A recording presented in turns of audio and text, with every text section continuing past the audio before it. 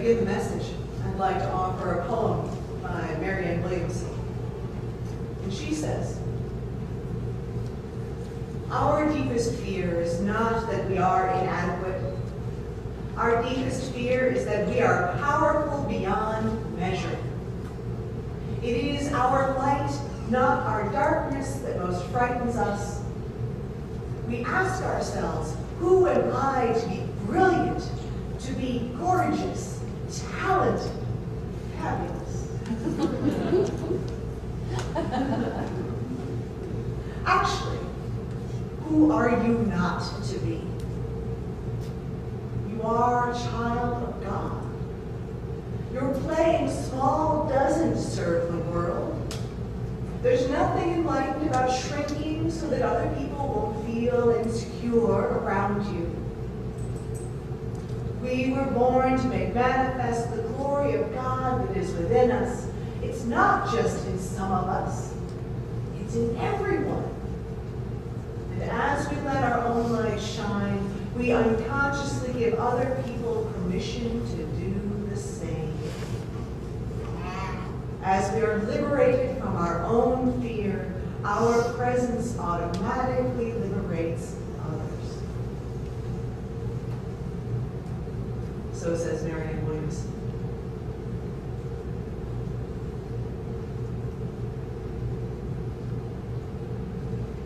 On any given Sunday, a promise begins anew.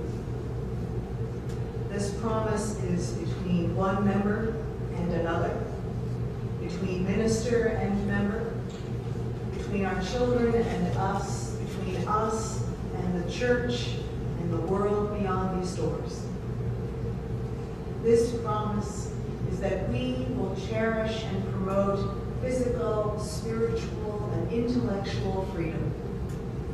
We will be responsible to one another for our relationships. We will never cease to explore new revelation in our beliefs. This promise is that we will love the world enough to put our very lives at stake to help it be more whole. We make these promises because we seek a connection to others and the spirit of life. We want to strengthen that axis where meet what James Luther Adams calls the intimate and the ultimate, those relations between one another and between us and the larger mystery. We accomplish this task with a liberal message, recognizing that our freedom is inextricably tied to others. These promises help guide us. So many different ways in the life of the church, people recognize the promises that are the foundation of a community. New members sign the book.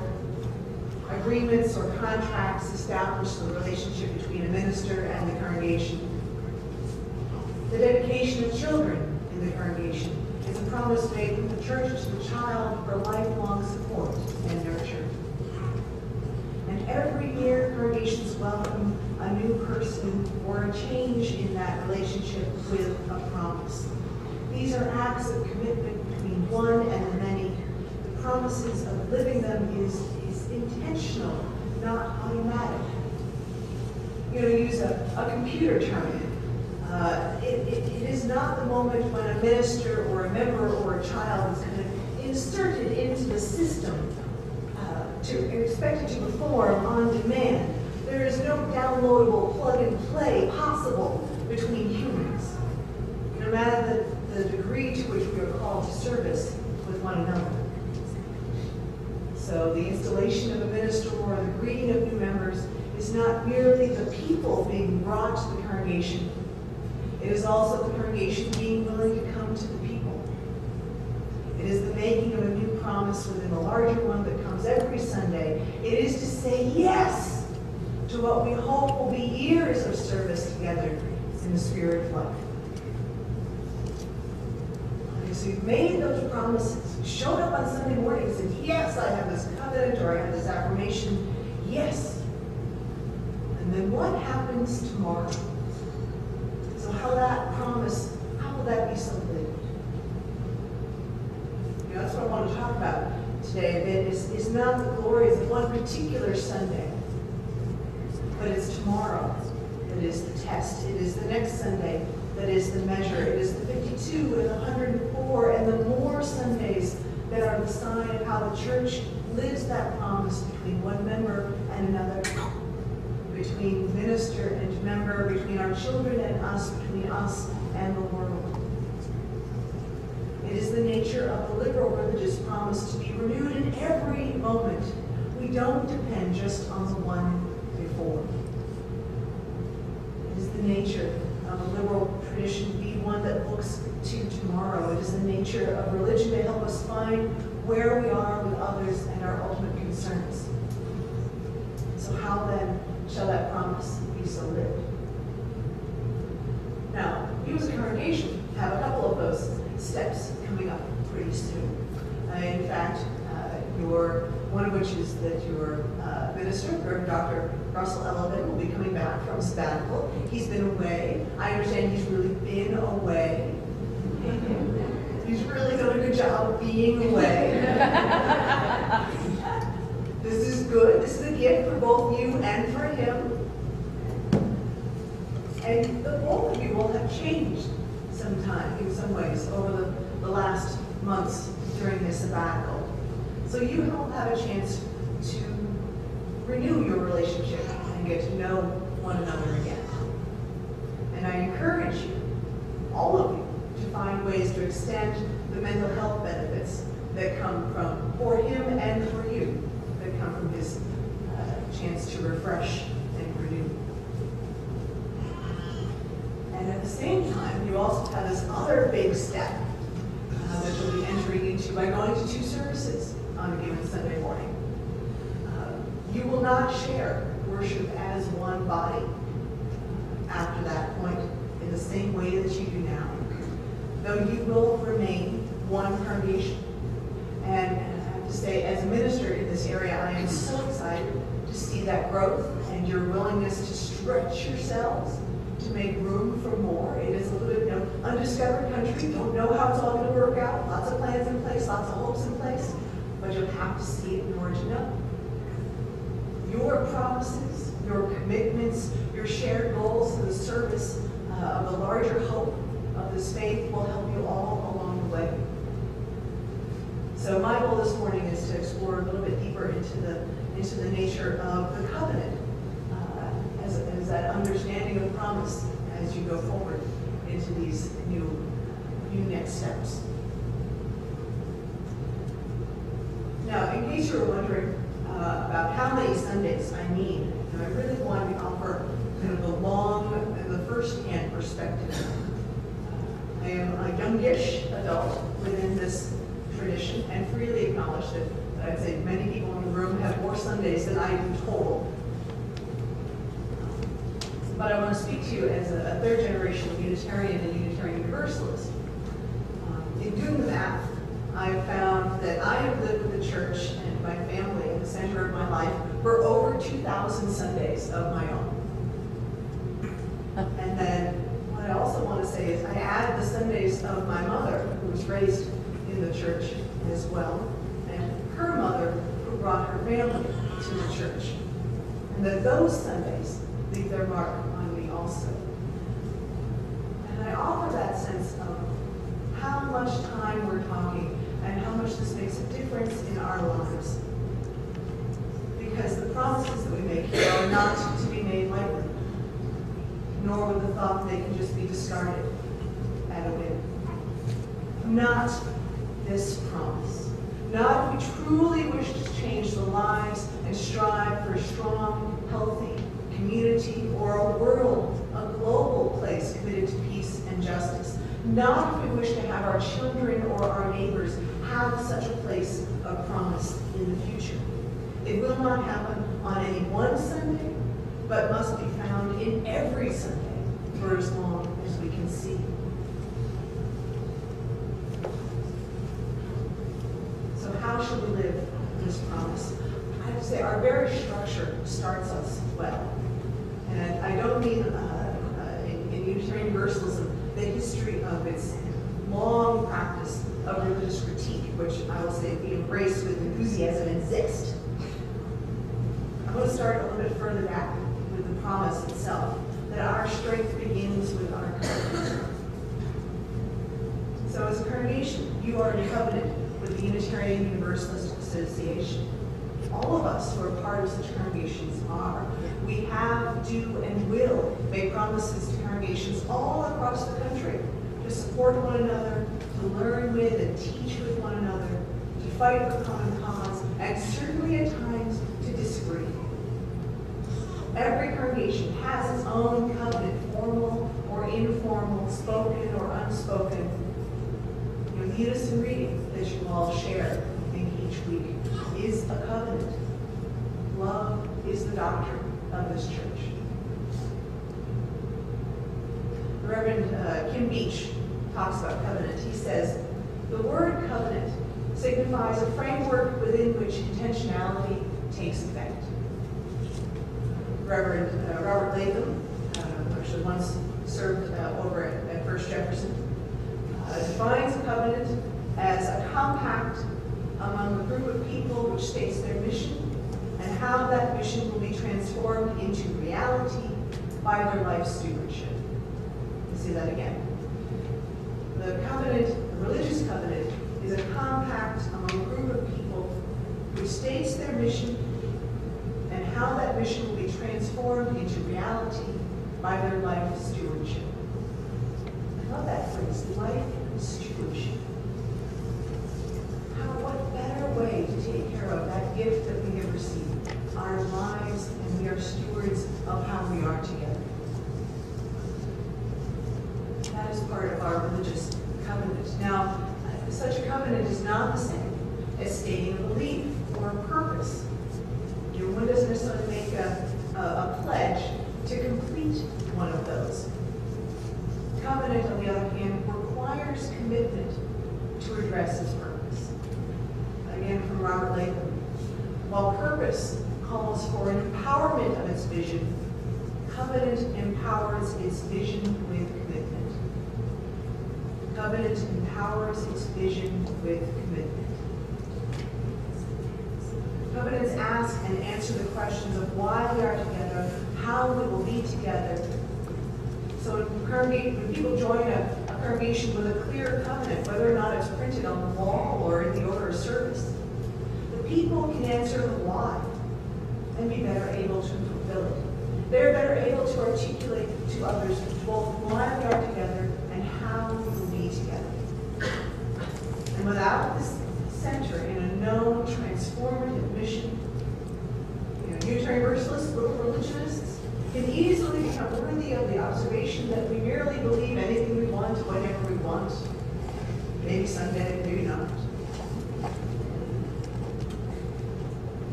A non-creedal faith would become a set of beliefs without focus, without a deeply driving desire to say how to live that mission. But when lived, a covenant offers identity, builds community, and gives us good markers for the intimate and the ultimate.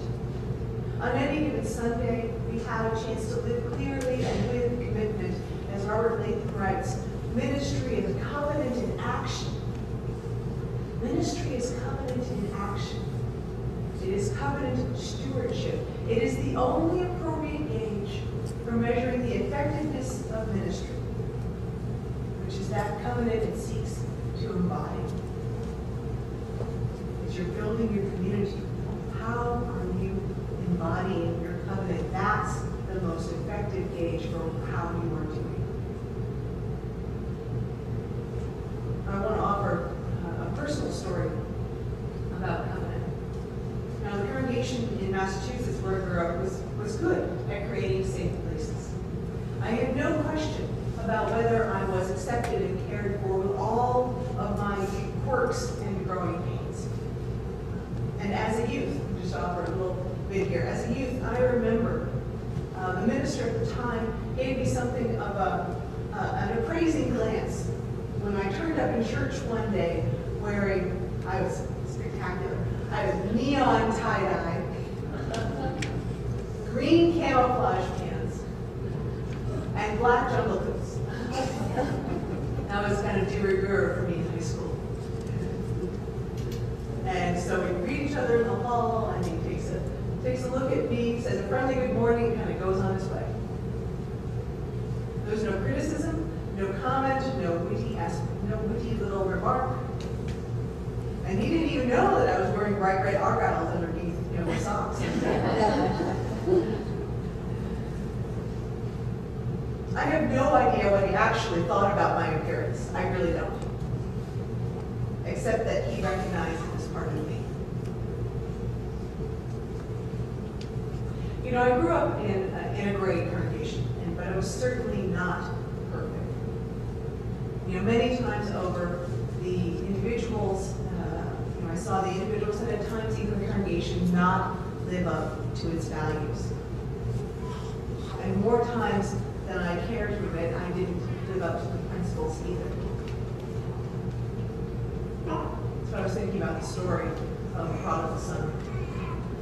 When have we not recognized the bounty and the wealth that is around us, not just that money, but all of the gifts that we have. That story of the prodigal son goes against everything that he has been believing, leaves his family, and has to really realize how completely empty his life is without those relationships, without that love of his father. But that love is still there. I kind of feel like that every time I go back to visit that congregation where I grew up. I had a chance to do that even this past summer and bring my children there to show that that's in place. That's the kind of relationship and promise that we're making to one another, that we can do that together.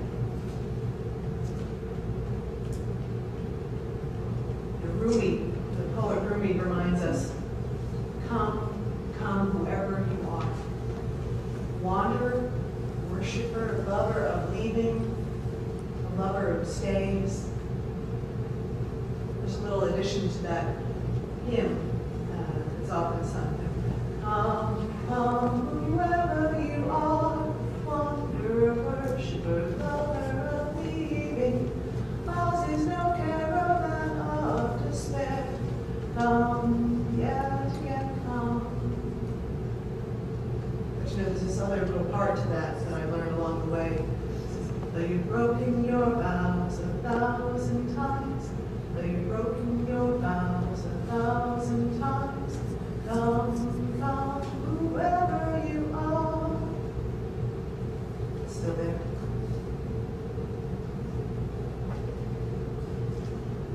And part of the promise in a lived Unitarian Universalism is that encouragement to spiritual growth and that acceptance of one another as we search for truth and meaning. Then that promise must be allowed for each and every Sunday, each and every age. Whether or not we've been hurt by another place's definition of spirituality or religion in the past, or still see great harm done in the name of religion today. Living that promise is being willing to meet the other person along the way and to keep that covenant together even when so many of our beliefs are so very different. And I have to say, the promise is also not about those who are already here. We are already in this covenant. We need to welcome those who have never really known about a religious community. Those people who come wanting a good place to be and to get to know other people with ideas different than their own. Those people who recognize the religious impulse in their children and want them to have a place to learn and explore their beliefs and their connections to larger mysteries. We want to welcome those people looking for more than a good potluck among friends and want to feed the body and the mind and the soul. Those people wanting to give back something to the world, no matter how much or little they have. We want to welcome those people who are not content with a society and the way it is and realize that together we can do more than any one person alone. We need to welcome those people who want all this and more, but do do not know about how ministry is covenant in action. If well known and well lived, our promises sustain us and those who come after us, and those keep those doors open to new revelation. But the truth is also that the covenant doesn't stop at those who find their way in, or those who need to hear about Unitarian Universalism. This promise, beginning every Sunday between members and ministers and children and us, is only a truly living tradition if it takes us beyond this circle, beyond these walls. For as much as we must accept and encourage one another, we are part of a much greater whole. In fact, a much larger covenant. And I know I am here to be saved from ignorance and from isolation, to be saved from fear. I am here to play as large a part as I can be and not shrink or reduce or give into temptation to hide from this light. I think we are called in that much larger covenant. We are called into one of the very best afflictions of love that I know, which is to see the other rise to their potential.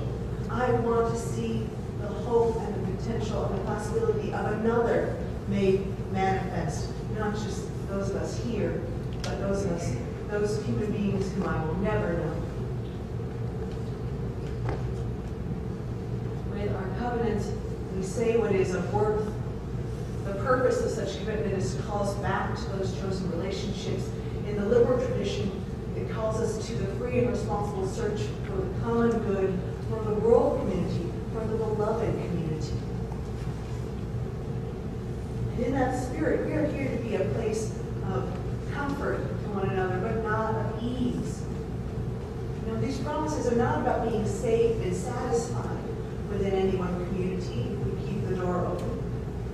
That final part of our liberal promise is that we bring it out into the world. That Sunday is a time of rest, even recovery.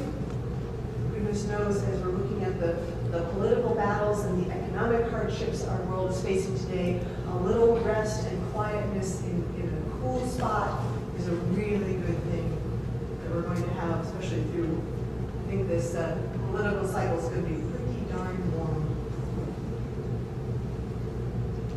But there should also be a moment when we leave dissatisfied with the way things are. As James Adams reminds us, it is by their groups you shall know them. That our liberal religion is a life practice for holding the fragility of our lives in ways that shows us how strong we really are.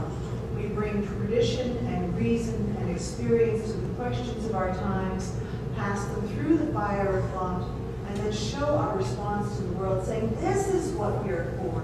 This is what we proclaim.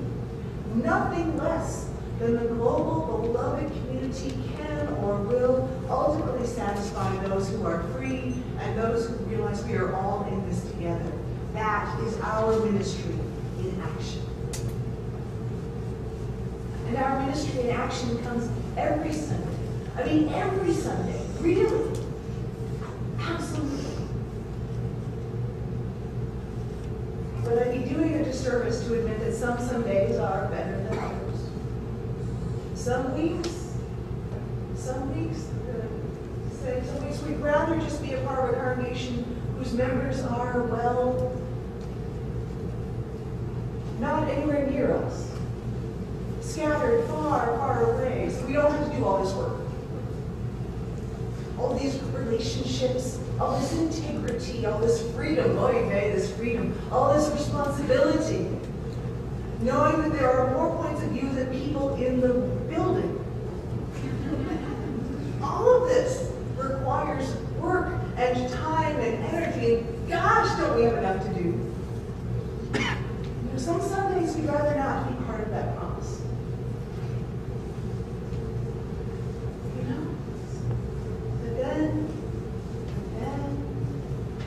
But then we wouldn't see each other and live with each other in a way that is unique, that will let neighbors become friends, let friendships last for lifetimes, and that the children grow up and remain in the church. But then we wouldn't live our essential message in the world in such a way that racism is not left covered, that justice is not left to rest, that the earth is not to be consumed at humanity's whim, but that we really wouldn't be acting in covenant. That covenant that one needs if it is to exist as its best spirit has for centuries. And yes, centuries. Because of course the promise is not just about Sundays. It is about every day, year after year. It is about how the covenant is in us when we leave this place and live in the world, not just in the church. The promise is about our answer to the questions that come any day of the week. Each Sunday is how we practice that promise between one member and another, between one minister and one member, between our children and us, and between us and the society at large, and then put it into action. This promise is that we will love the world so much, we will risk our lives to help it become more whole. This promise, knowing that if it is lived, we are liberated and others are liberated with us. On any given Sunday, on any given day, so may we live, and so may we.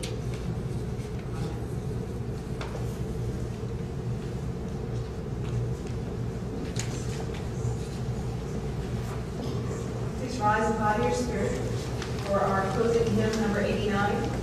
Come my way, my truth, my life.